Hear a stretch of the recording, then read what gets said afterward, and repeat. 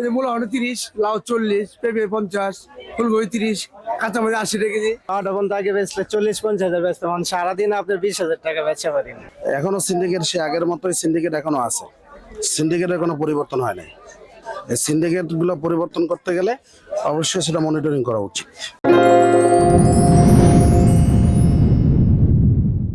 এই যে মূলা 30, লাউ 40, পেঁপে 50, ফুলকপি 30, কাঁচামরিচ 80 টাকা কেজি, ছটা 50 টাকা কেজি, বাঁধাকপি 40 টাকা পিস, বেগুন 50, কলা 70, সিম 50, শালগম আপনার 60, আর আপনি ভেন্ডি হলো 60-50।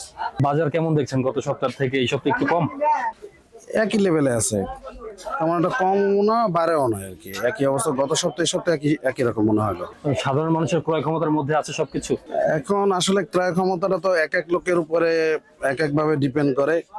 হয়তো কিছু লোকের ক্রয় ক্ষমতার ভিতরে আছে, আর সাধারণ লোকের ক্রয় ক্ষমতার ভিতরে একটু বেশি মনে হয় আর কি, তুলনামূলকভাবে একটু বেশি মনে হয়।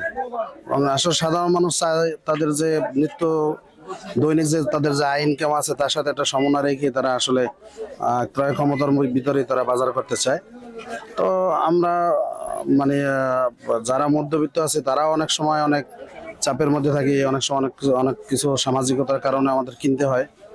কিন্তু আমরা আশা করি আর একটু বাজার মনিটরিং করলে, এবং যদি এইভাবে একটা মনিটরিং টিম করা হয় প্রত্যেক উপজেলা প্রশাসন যে লেভেলগুলো থেকে আছে, এবং সিটি কর্পোরেশন যেমন সিটি কর্পোরেশনের প্রশাসনিকভাবে আছে বা নির্বাহী ম্যাজিস্ট্রেট, তাদের মাঝে মাঝে মধ্যে একটা অভিযান দিলে তাহলে অবশ্যই সেটা অন্ততপক্ষে যারা পুঁজিবাজার যারা অর্থনীতি যারা এটা সিন্ডিকেট করে, তো সিন্ডিকেটটা অবশ্যই সেখান থেকে লাঘব হবে।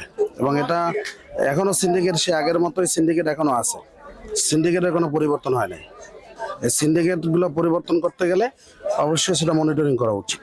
মনিটরিং মধ্যে দিয়ে বাজার স্থিতিশীলতা আসবে এবং সাধারণ মানুষের নাগালে আসবে সবকিছু। সেটাই মনে হয়, এবং সে তাছাড়া কোনো বিকল্প কোনো উপায় নেই। কারণ এখন তো আপনার হলো শীতের মৌসুম, এখন তো সবজির সময়।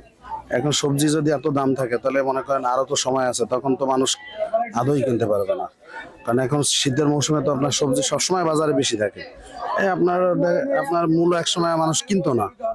মূলো আসলে মানুষ বললেও যদি রান্না করতে বলতো যে মূলা দিয়ে আজকের খাওয়া দাওয়া হয়েছে, তখন মানে হাসতো।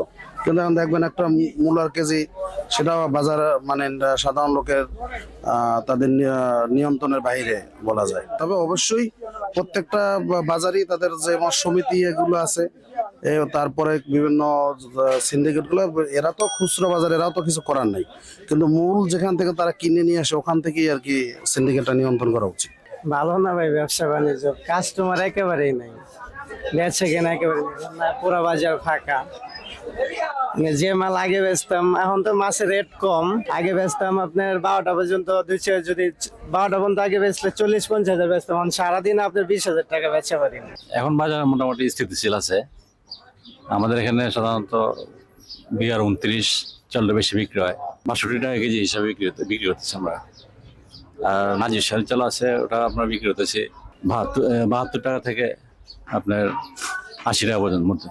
সাধারণত আপনার ওই যখন চাল ওঠে আর কি, ধান ওঠে যখন, তখন বাজার দাম কম থাকে। এখন যেহেতু অগ্রহায়ণ মাসে চাল উঠছে, এর মধ্যেই থাকবে দাম।